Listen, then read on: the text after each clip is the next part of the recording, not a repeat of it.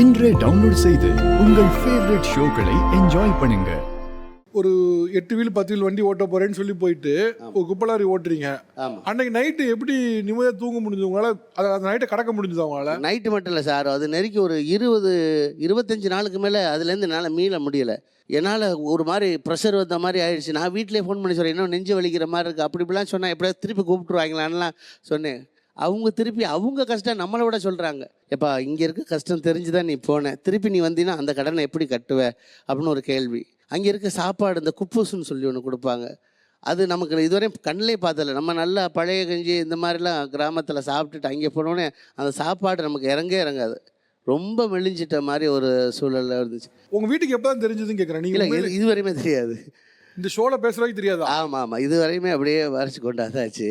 தங்கைக்கிட்ட மட்டும் என் ஃப்ரெண்டு அவன் எப்படி அண்ணா எப்படி இருக்கு, நல்லா இருக்கா அப்படின்னு கேட்கல. ஆமாம் அண்ணன் கண்டெய்னர்லாம் ஓட்டுமாமா, அப்படி பெரிய வண்டி அவன் குப்பலாரி தாமா ஓட்டுறான்னு சொல்லி. அப்படி யார் சொல்லிட்டா?